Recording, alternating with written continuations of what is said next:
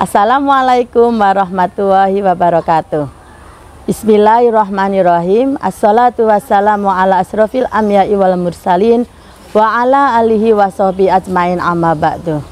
Pertama-tama mari kita panjatkan puji syukur kehadirat Allah Subhanahu wa ta'ala yang telah melimpahkan rahmatnya pada hari ini sehingga kita selalu dalam lindungannya. Tak lupa sholawat serta salam kita aturkan kepada junjungan kita Nabi Agung Muhammad Sallallahu Alaihi Wasallam yang kita nantikan syafaatnya di yaumil kiamah nanti. Amin. Perkenalkan, saya di sini Siti Maria akan menyampaikan Safir Semarak Virtual Ramadan min 1 Temanggung. Dalam tema hari ini, harta dan kewajiban yang ada padanya. Manusia kerap kali terlena dan ternina-bubukkan oleh kehidupan dunia.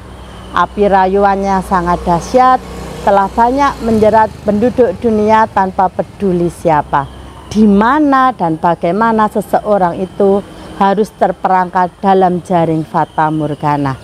Yang jelas, dunia selalu tersenyum, melihat dan menyaksikan yang lupa dan melupakan akan kehidupan lain. Alhasil, penduduk dunia ini lupa dan terlena. Yang mereka kejar hanyalah dunia beserta isinya. Otak mereka sudah dipenuhi dengan 5 huruf, yaitu harta.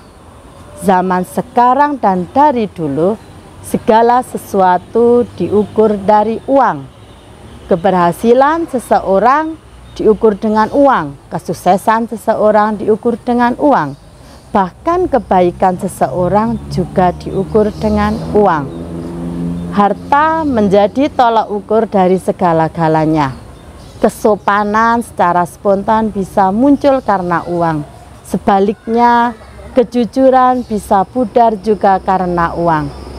Ironisnya, saudara kandung bisa lupa kalau keduanya terlahir dari rahim yang sama juga karena uang.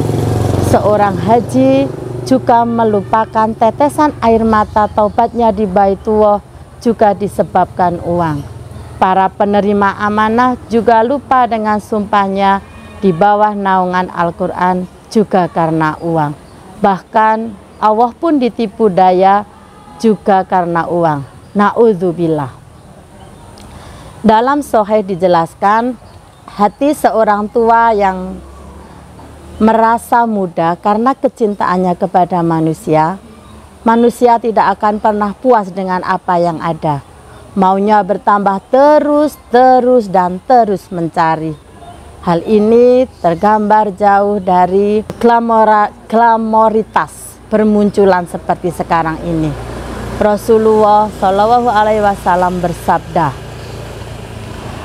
andaikan anak keturunan Adam mempunyai 2 lembah harta, tentu dia menginginkan lembah yang ketiga.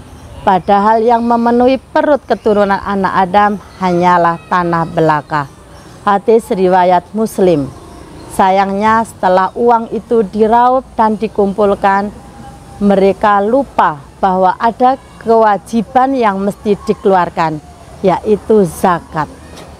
Zakat tidak hanya 2,5 kilogram beras atau uang sejumlah Rp12.000, tetapi ada zakat lain, yaitu zakat mal atau harta, zakat profesi, zakat perusahaan, zakat perniagaan, dan lain sebagainya. Ketika kewajiban itu tiba, maka yang ada adalah keengganan mengeluarkannya. Banyak alasan yang kemudian dimunculkan, mulai ketidaktahuan dengan bagaimana cara menghitungnya, kepada siapa harus disalurkan, apa saja yang harus dikenakan zakat, dan lain sebagainya. Padahal sudah jelas-jelas dalam firman Allah, di antaranya terdapat dalam surat At-Taubah ayat 103 yang berbunyi, A'udzubillahi minasyaitonirrajim, Bismillahirrahmanirrahim. Khudz min amwalihim shadaqatun tutahhiruhum wa yuzakihim biha wa sholli alaihim Inna sholataka sakanu lahum wallahu sami'un alim. Ambillah zakat dari sebagian harta mereka. Dengan zakat itu kamu membersihkan mereka dari kekikiran dan cinta yang berlebih-lebihan kepada harta benda, dan mensucikan mereka dan mendoakan untuk mereka. Sesungguhnya kamu itu menjadi ketentraman jiwa bagi mereka, dan Allah Maha mendengar lagi Maha mengetahui. Bahkan ada pada ayat surat At-Taubah, Allah nyatakan dengan kalimat amr atau perintah, ambillah, maka hukumnya wajib. Dalam terminologi fikih, wajib diartikan dikerjakan mendapat pahala, jika ditinggalkan tidak dikerjakan mendapat dosa. Maka tidak ada alasan bagi mereka yang diberikan kelebihan harta untuk tidak mengeluarkan zakatnya. Dalam riwayat Imam Bukhari dijelaskan bahwa harta yang tidak dikeluarkan zakatnya kelak di akhirat akan berubah menjadi ular bermata satu. Ular itu melilit leher tuannya seraya berkata, aku adalah hartamu, aku adalah uangmu yang haknya tidak engkau berikan kepada mereka yang berhak menerimanya. Entah apa sebabnya, sudah puluhan ayat dan hadis disampaikan oleh para mubalik, para ustadz, para penceramah, atau mungkin sudah membacanya sendiri dari kitab tafsir maupun hadis. Namun manusia tetap enggan melakukannya, tetap berat mengeluarkan zakatnya, dan tetap tidak mau tahu akan kewajibannya.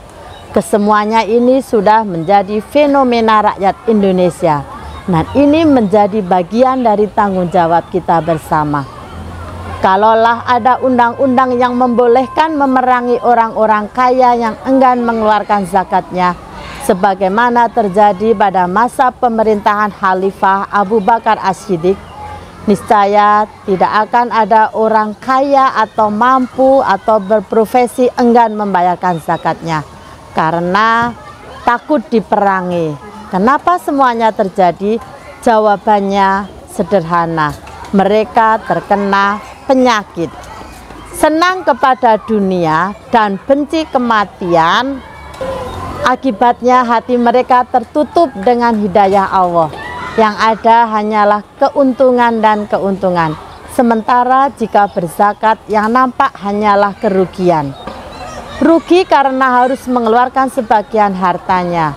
Padahal 2,5% saja, artinya hati mereka sudah berkarat dan berkerak. Padahal jelas bahwa setelah ayat perintah zakat, ada lanjutan lagi berupa janji Allah, yakni membersihkan harta dan jiwa mereka. Juga akan membuat hati mereka tentram. Subhanallah, tidak ada yang lebih diinginkan oleh seorang hamba Allah kecuali ketentraman hati dan jiwa. Maka jangan heran kalau ada orang miskin yang nampak tenang, senang dan menang, sementara orang kaya terlihat resah dan gelisah. Sebagai akhir, mari kita sama-sama memahami filosofi seorang tukang parkir. Ketika ada mobil menghampirinya, mulai dari satu mobil, kemudian dua, dan seterusnya, bahkan tak jarang dari mereka bisa mengendarai segala jenis mobil yang menitip di wilayah parkirannya. Akan tetapi, ia hanya bisa memandang dan menjaganya, atau sekedar menghantarkan atau memindahkannya. Tidak lebih dari itu. Kemudian ketika si tuan mobil mengambil mobilnya, dengan ikhlas tukang parkir mempersilahkannya, karena memang mobil itu bukan miliknya. Ketika kita menyadari bahwa harta benda adalah titipan Allah, niscaya keengganan untuk berzakat akan tertepis dengan sendirinya. Sudah banyak bukti kalau Allah menginginkan kembali hartanya dari seorang hamba. Ia hanya berkata kun fayakun. Mudah-mudahan Allah Shallallahu wa ta'ala selalu memberikan kasih sayangnya kepada kita semua. Amin, amin, ya robbal alamin. Semoga acara Safir ini bermanfaat bagi pemirsa semuanya. Wabillahi taufiq wal hidayah. Wassalamualaikum warahmatullahi wabarakatuh.